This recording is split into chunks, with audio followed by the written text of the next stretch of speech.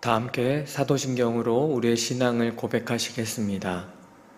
전능하사 천지를 만드신 하나님 아버지를 내가 믿사오며 그 외아들 우리 주 예수 그리스도를 믿사오니 이는 성령으로 잉태하사 동정녀 마리아에게 나시고 본디오 빌라도에게 고난을 받으사 십자가에 못 박혀 죽으시고 장사한 지 사흘 만에 죽은 자 가운데서 다시 살아나시며 하늘에 오르사 전능하신 하나님 우편에 앉아 계시다가 저리로서 산자와 죽은 자를 심판하러 오시리라.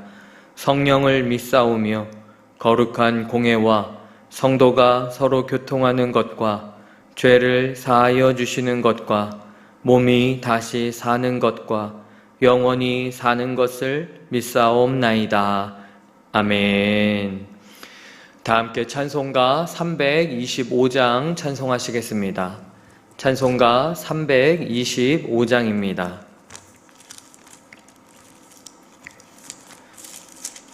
찬송가 325장입니다. 예수가 함께 계시니 시험이 오나 겁없네. 기쁨의 근원 되시는 예수를 위해 삽시다.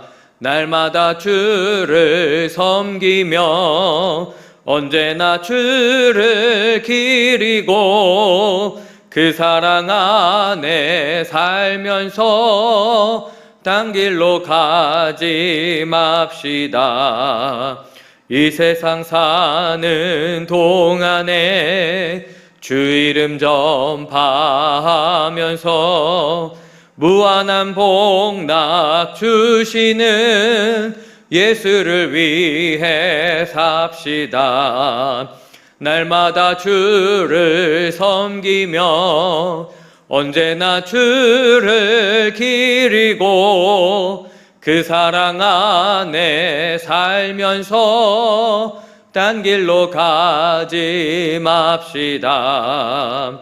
이 세상 친구 없어도 예수는 나의 친구니 불의한 일을 버리고 예수를 위해 삽시다. 날마다 주를 섬기며 언제나 주를 기리고 그 사랑 안에 살면서 딴 길로 가지 맙시다. 주께서 심판하실 때 잘했다 칭찬하리니 이러한 상급 받도록 예수를 위해 삽시다. 날마다 주를 섬기며 언제나 주를 기리고 그 사랑 안에 살면서 딴 길로 가지 맙시다. 아멘. 찬송가 327장 한 장 더 찬송하시겠습니다. 찬송가 327장입니다. 찬송가 327장입니다. 주님 주실 화평 믿음 얻기 위해 너는 정성껏 기도했나. 주의 제단 앞에 모두 바치기 전 복을 받을 줄 생각 마라. 주의 제단에 산제사 드린 후에 주 내 맘을 주장하니 주의 뜻을 따라 그와 동행하면 영생 복락을 누리겠네. 주의 밝은 빛에 항상 활동하며 선한 사업을 힘쓰겠나.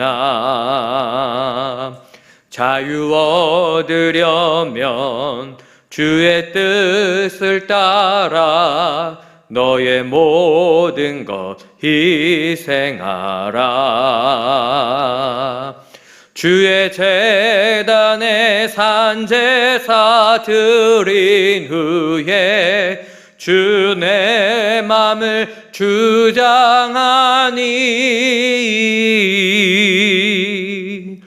주의 뜻을 따라 그와 동행하면 영생 복락을 누리겠네.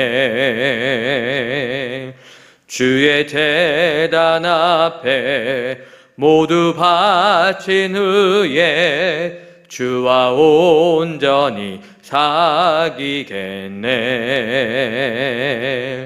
주님 주신 기쁨 또한 그의 사랑 어찌 말로 다 형용하랴. 주의 제단에 산제사 드린 후에 주 내 맘을 주장하니 주의 뜻을 따라 그와 동행하면 영생 복락을 누리겠네.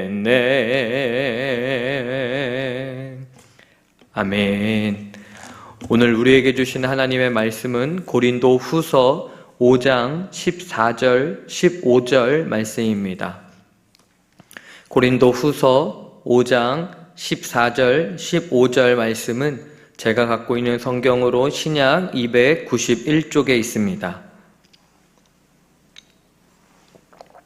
고린도 후서 5장 14절 15절 말씀 우리가 한 목소리로 함께 읽겠습니다. 그리스도의 사랑이 우리를 강권하시는도다. 우리가 생각하건대 한 사람이 모든 사람을 대신하여 죽었은즉 모든 사람이 죽은 것이라. 그가 모든 사람을 대신하여 죽으심은 살아있는 자들로 하여금 다시는 그들 자신을 위하여 살지 않고 오직 그들을 대신하여 죽었다가 다시 살아나신 이를 위하여 살게 하려 함이라. 아멘. 오늘도 하루의 첫 시간을 하나님 앞에서 시작하는 우리 사랑하는 모든 성도들의 삶 속에 하나님께서 주시는 크신 은혜와 능력과 평강이 충만하시기를 주님의 이름으로 축원합니다. 오늘 주님은 나의 최고봉 함께 나눌 주제는 무엇에 사로잡혀 있습니까? 입니다. 무엇에 사로잡혀 있습니까?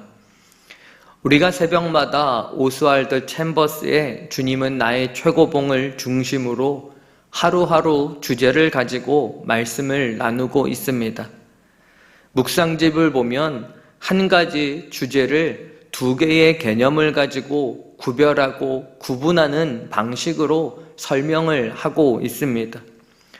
어제 나눔을 보면 가까스로 구원을 받는 것과 택함 받는 것의 차이에 대해 말씀을 나누었다면 오늘 본문은 거듭났다는 것과 성령이 임하는 것의 차이에 대해 말씀하고 있습니다.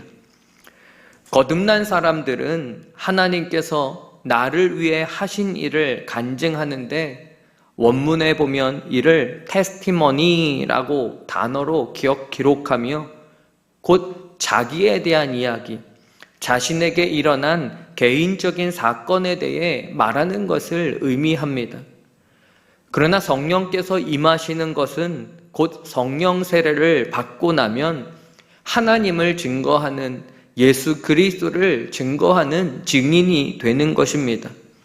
원문에 보면 이를 위드니스라고 기록합니다. 사도행전 1장 8절 말씀처럼 오직 성령이 너희에게 임하시면 너희가 권능을 받고 예루살렘과 온 유대와 사마리아와 땅끝까지 이르러 내 증인이 되리라. 여기에 성령이 임하시면 여기서 증인이 된다라는 것입니다. 즉 오늘 묵상은 간증을 하는 것과 증인이 되는 것의 차이를 가지고 설명하고 있습니다. 제자들은 십자가에서 죽으시고 부활하신 예수님을 만나고 믿는 사람들이었습니다. 개인적으로 예수님을 만난 거듭난 사람들입니다. 그러나 이들이 예수님의 증인이 되었을 때는 여러분 언제였습니까? 오순절 성령께서 임하셨을 때에 이들은 예수의 복음을 가지고 세상에 나가 증거하는 증인이 되었습니다. 오늘 본문 14절의 바울의 고백이 바로 이를 말하는 것입니다. 그리스도의 사랑이 우리를 강권하시는도다. 바울은 성령의 사람을 가리켜 그리스도의 사랑에 의해 강권함을 받은 사람이다 라고 말하고 있습니다. 여기서 강권하시도다의 헬라어 쉐네케이는 둘러싸고 밀어내다 라는 뜻입니다. 이것은 두 벽 사이에 낀 것처럼 움직이지 못하는 상황, 꽉 붙잡힌 상황을 의미합니다. 바울은 자기 자신을 향한 대속의 그리스도의 사랑을 깨닫고 더 이상 자신의 유익을 구하지 않았습니다. 14절, 15절의 말씀처럼 바울은 오직 한 사람만을 전하며 살았습니다. 그 한 사람은 모든 사람을 위해 죽으셨고 모든 사람을 대신하여 살아나신 바로 예수 그리스도이십니다. 오직 예수의 복음을 전하는 삶을 살도록 바울이 붙잡힌 것입니다. 이는 그리스도의 사랑에 의해 강권함, 꼭 붙잡힌 바울 안에서 성령께서 자유롭게 역사하셨기에 그가 평생토록 예수의 증인으로 살아갈 수 있었던 것입니다. 이러한 증인들의 특징을 묵상집에서 챔버스는 이렇게 말하고 있습니다.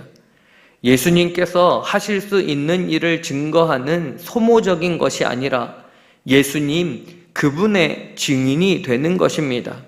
이후 우리는 우리에게 발생하는 모든 일들을 영광이든 비난이든 핍박이든 칭찬이든 예수님께 친히 발생하는 일처럼 받아들이게 됩니다. 여러분, 성령께 사로잡힌 사람은 예수의 증인이 됩니다. 나에게 일어난 일을 단순히 간증하는 사람이 아니라 나에게 일어난 일을 일어나게 하신 예수 그리스도 그분을 증거하는 증인이 되는 것입니다. 그리고 진정한 증인이 되면 저와 여러분에게 일어나는 일들이 예수님께 일어나는 일들임을 깨닫게 됩니다. 내가 핍박받을 때에 예수님께서도 핍박을 받는 것이고 내가 칭찬 들을 때에 예수님께서도 칭찬을 들으시는 것입니다. 영광을 받든 비난을 받든 온전히 다 예수님의 것이 되는 것입니다. 사랑하는 여러분, 참된 증인이 된다는 것은 단순히 내게 일어난 일을 말하는 것이 아닙니다.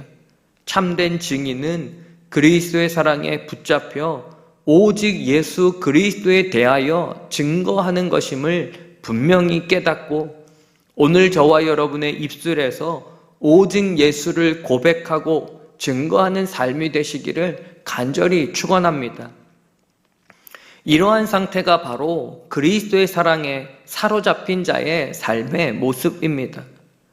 우리가 그리스도의 사랑에 항복하는 순간 사람들은 저와 여러분의 모습 속에서 그리스도의 모습을 보게 될 것입니다. 그리스도의 사랑에 사로잡히게 되면 저와 여러분이 더 이상 사람들의 소리에 신경 쓰지 않게 됩니다.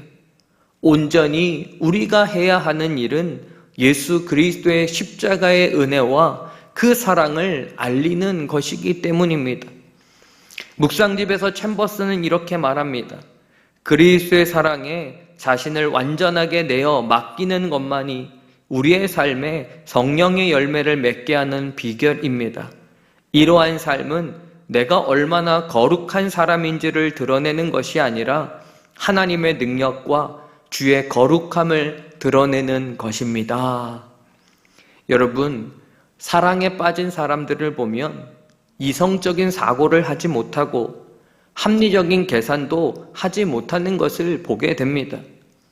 내게 있는 것 그대로 다 내어주는 모습이 사랑하는 사람들의 모습이죠. 왜냐하면 그 사람과 내가 하나가 되었다라고 생각하기 때문입니다. 이처럼 저와 여러분이 예수님과 사랑에 빠지면 세상에 대하여는 바보가 됩니다.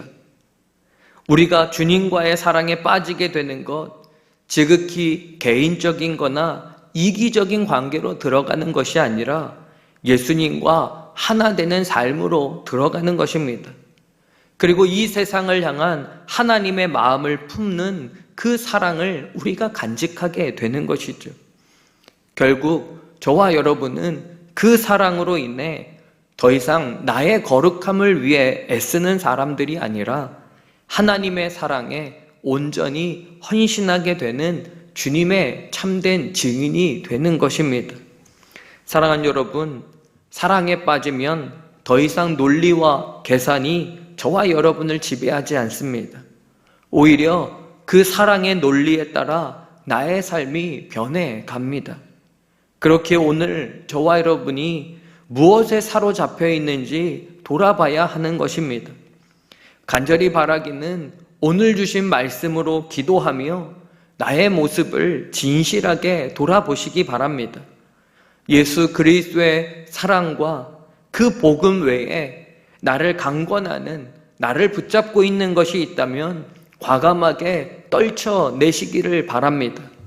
저와 여러분이 나는 오직 그리스도의 사랑이 강권한 자, 그 사랑에 꽉 끼어서 꽉 붙잡혀서 내 안에 역사하시는 성령을 따라 주의 복음을 전하는 삶을 살겠다고 다시 다짐하는 저와 여러분의 삶이 되시기를 주님의 이름으로 축원합니다.